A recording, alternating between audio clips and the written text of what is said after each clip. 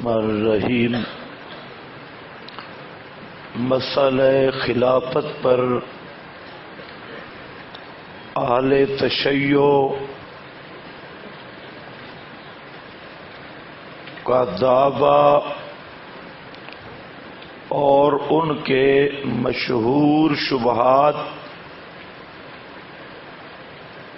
ذکر کیے گئے۔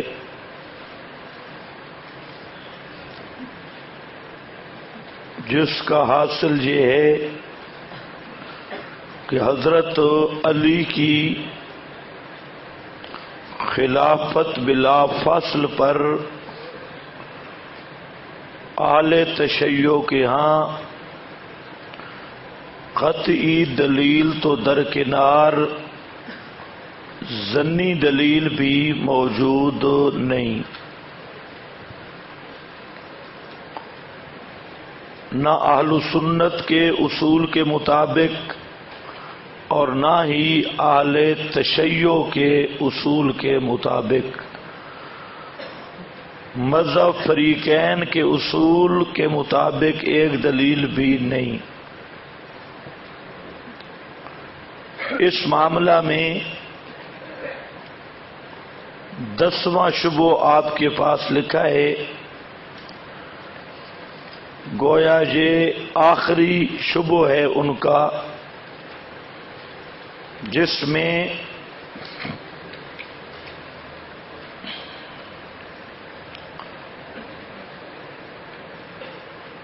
انہوں نے کہا کہ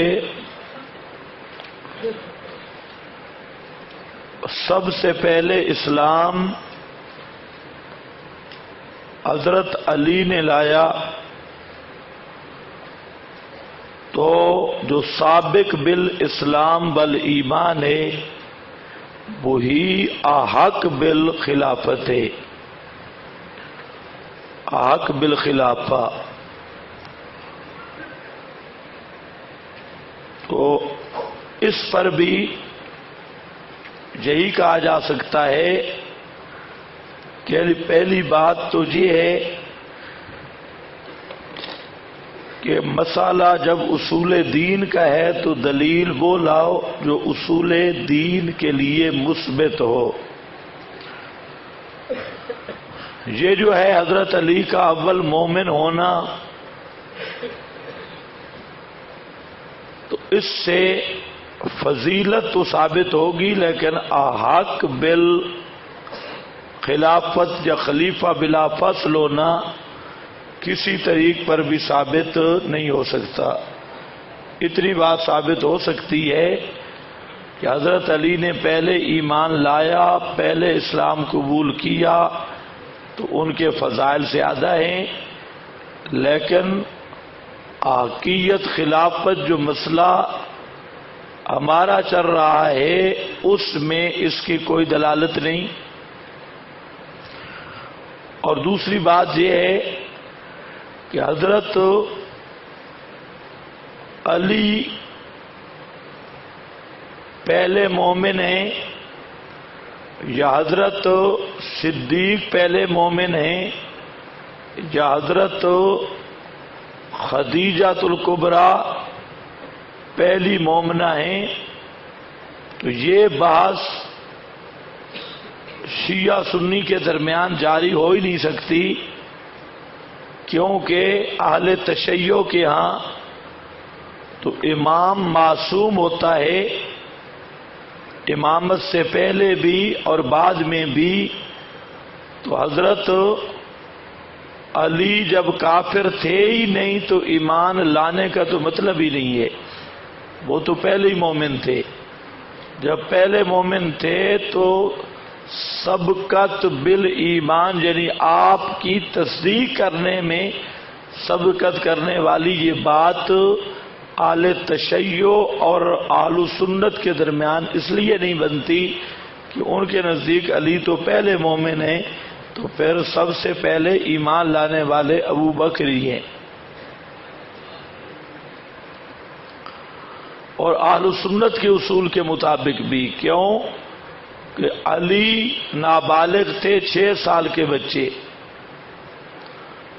اور حضرت صدیق اکبر کی عمر 38 سال 39 سال تھی، تو جیسے اہل تشیع کے اصول کے مطابق حضرت علی کا ایمان لے آنا نہیں بنتا، اسی طرح اہل سنت کے نزدیک بھی وہ ابھی تک مکلف ہی نہیں ہے۔ حضرت علی ایمان کے مکلف نہیں، نابالغ بچے ہیں، تب بھی ایمان ابو بکر کا پہلے معتبر ہوگا ایمان لے آنا۔ تیسری بات یہ ہے کہ بچوں میں سب سے پہلے حضرت علی نے ایمان لایا، بالغوں میں حضرت ابو بکر صدیق نے، عورتوں میں حضرت خدیجہ الکبریٰ نے، اور غلاموں میں حضرت زید وغیرہ نے۔ یہ تطبیق بھی دی۔ آپ کے پاس چند باتیں لکھی ہیں، یہ ذرا دیکھیں۔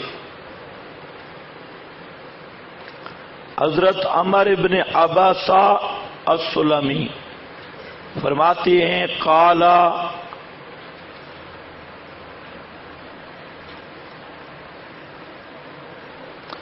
اتیت رسول اللہ صلی اللہ علیہ وسلم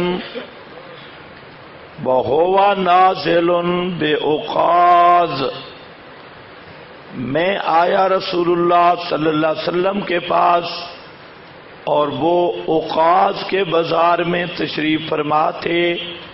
فقلت یا رسول اللہ، میں نے عرض کی اللہ کے رسول، مما کا فی ھذا الامر، کون آدمی ہیں آپ کے ساتھ اس دعوت پر؟ قال رجلان، آپ نے فرمایا دو مرد، ابو بکر و بلال، ایک ابو بکر ہے اور ایک بلال۔ فاسلمت عند ذلک، میں بھی اس وقت مسلمان ہو گیا۔ عمر ابن عباسہ کہتی ہیں اور میں نے دیکھا اپنے آپ کو رابع الاسلام، اسلام کا چوتھا آدمی۔ اس حدیث سے کیا ثابت ہوا کہ سب سے پہلے ایمان ابو بکر صدیق نے قبول کیا، اور آپ نے کیا فرمایا کہ میرے ساتھ دو مرد ایمان لا چکے ہیں، اور دو مرد کون ہیں؟ ابو بکر اور بلال۔ تو یہ کہتے ہیں میں بھی مسلمان ہو گیا، تو چوتھا کیسے بن گیا؟ ایک نبی پاک صلی اللہ علیہ وسلم خود، ایک ابو بکر، ایک بلال اور ایک عمر بن عباسہ السلمی۔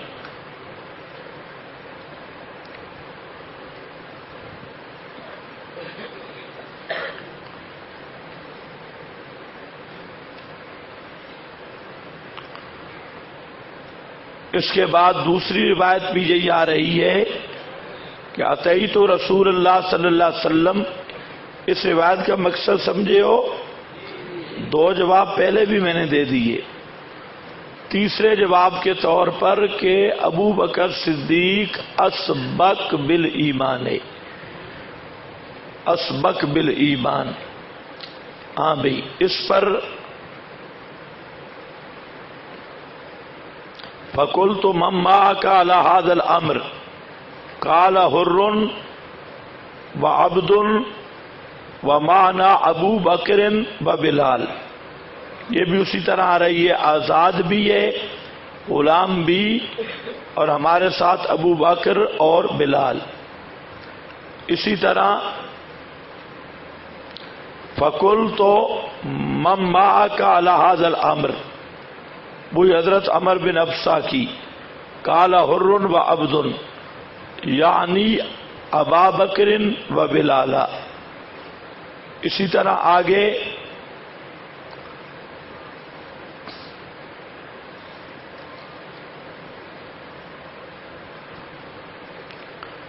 یہ حضرت سعد ہیں اور حضرت عمر ابن عباسہ، تو بہرحال یہ ایک ایسا شبہ ہے جس کی کوئی جان نہیں، اس لیے اب ذرا دیکھو، یہاں تک اہل تشیع کے جو شبہات تھے اس کا ہم نے جواب دیا۔ اب خلافت کا جو ہمارا دعویٰ ہے اس کے مطابق دیکھو، پہلے آیت نکال لو، آیت بھی حل ہو جائے، پھر